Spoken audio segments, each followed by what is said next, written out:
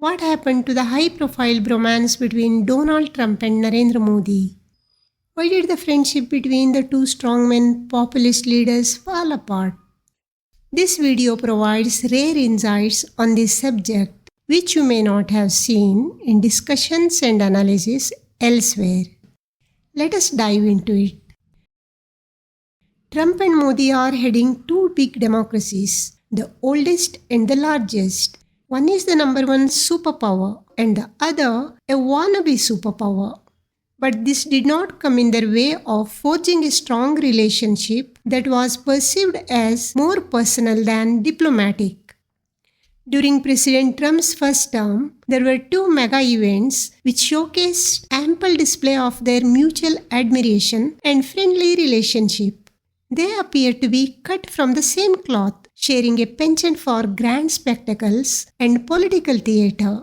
Over 50,000 people attended the Howdy Modi mega event in the US in September 2019, and Prime Minister Modi did not hesitate to openly endorse President Trump for the second term in the presidential poll. Clearly, the bonhomie had not blurred, but erased the boundary between personal and diplomatic dimensions. And it was repeated in February 2020 when over 100,000 people attended another massive event. This event was named Namaste Trump, held in Modi's home state, Gujarat. On that occasion, the White House website posted this statement. Our two national constitutions both begin with the same three beautiful words, we the people. That means that in America and India alike, we honor, respect, trust, empower, and fight for the citizens we proudly serve. However, the spirit of this statement seems to have evaporated in President Trump's second term. He has singled out India for imposing the highest tariffs on most of the Indian goods imported into the US.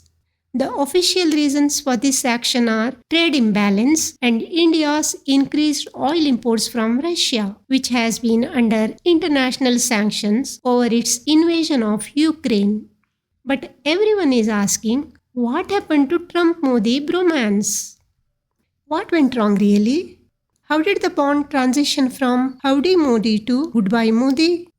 Some experts trace the genesis to Modi's September 2024 visit to the US. The 3-day visit was for attending a UN General Assembly and a Quad Summit. By the way, Modi had visited the US 3 times when Joe Biden was the president. During these visits, Modi strictly adhered to diplomatic lines and did not meet his friend Donald even once. During Modi's 2024 visit, Trump was campaigning for a second term. According to an article in Times of India, published on August 29, Indian officials tried to set up a meeting with Trump and also with his poll opponent Kamala Harris.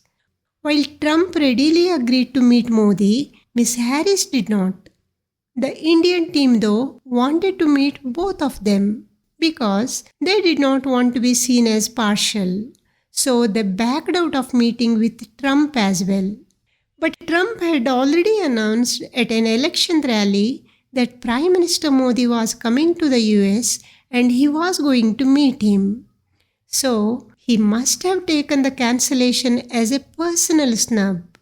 Subsequently, this sense of slight may have been aggravated because of a piece of information which I am explaining now. As he was preparing to enter the White House for his second term in January this year, the State Department published the details of gifts received by President Joe Biden and his family from foreign leaders when he was in office. Among the gifts, one gift stood out because of its price, as estimated by the US authorities. It was a diamond worth $20,000. Who had gifted it? Indian Prime Minister Narendra Modi. Who had received it? Jill Biden, the then First Lady of the United States. Maybe Trump had read something beyond a diplomatic gesture in this information. Why do I think so? Trump had always accused that President Biden was in office because of a stolen mandate. Going by that logic, Jill Biden's status as First Lady was probably not acceptable to him. Now, his friend Modi honoring her with a highly expensive gift may not have sat well with him, because President Trump started exhibiting his wrath against India within days of assuming office. For example, on February 5th, barely a week before his meeting with Prime Minister Modi, Trump ordered the deportation of illegal Indian immigrants using military aircraft. The deportees were handcuffed throughout the flight. This move was seen as deliberately insulting. On February 19, signing an executive order on US aid, he made this comment. Why are we giving $21 million to India? They have a lot of money. They are one of the highest taxing countries in the world. Was he taunting Modi when he said they had a lot of money? Was the priciest gift to Jill Biden on his mind when he said that? By the way, the Indian Prime Minister was one of the first leaders to travel to the US and meet the newly elected president in February. During that visit, the media saw reverberations of the old bromance between the two leaders, because Trump called Modi a great leader and Modi called Trump a friend. But what sort of bonhomie was there? Trump did not step out to receive the great leader, a diplomatic nicety he displayed for most of the other world leaders. A couple of interesting things happened during that visit. In the joint press meet, Prime Minister Modi offered an Indian twist to MAGA, the acronym for Trump's proud slogan, Make America Great Again. Modi coined the acronym MEGA as his vision to make India great again.